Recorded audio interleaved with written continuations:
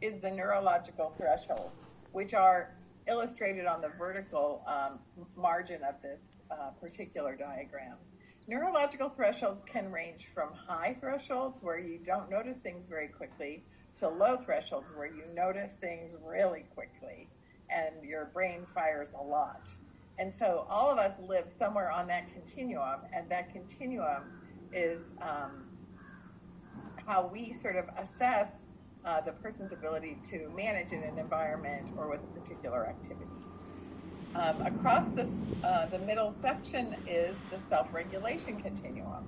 Self-regulation comes from the psychology literature, and it's about the idea that a human being can get more information or less information, move away from things, move toward things with volition to manage or control the amount of sensory input they're getting, and they self-regulate by the actions they take on their own behalf. So when we intersect these two basic constructs, neurological thresholds and self-regulation, we end up with these four patterns of sensory processing. So let's just briefly talk about each one. Seeking is high thresholds and active self-regulation. You see the A on the right side of the horizontal diagram.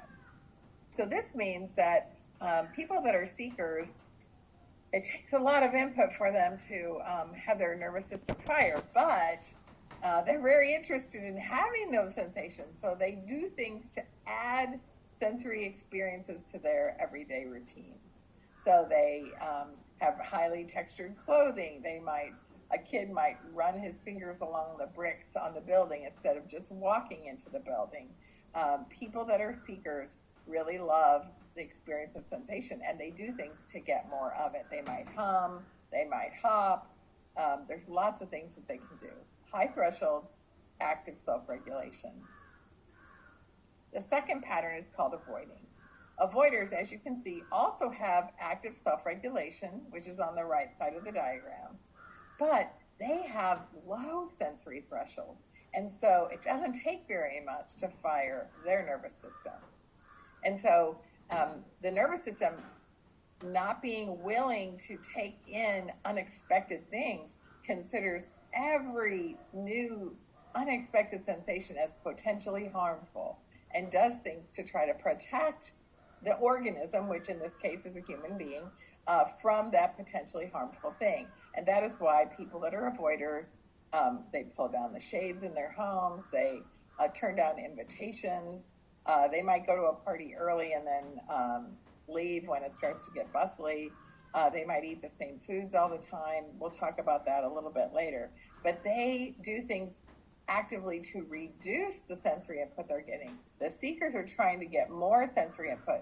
The avoiders are trying to get less input. So they really like routines. The third pattern is called sensitivity. And you see this is a low sensory threshold, just like avoiding. But sensors have a passive self-regulation strategy.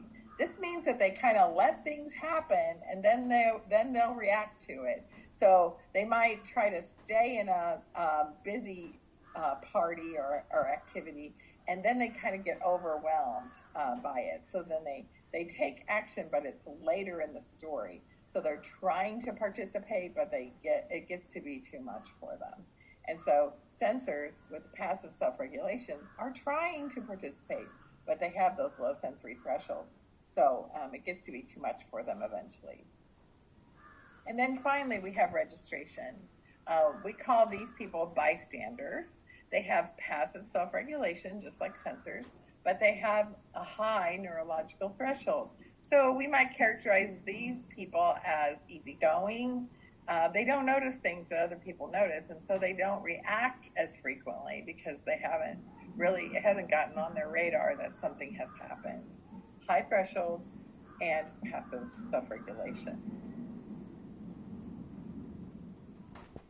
So we don't have time to go over this today, but sensory patterns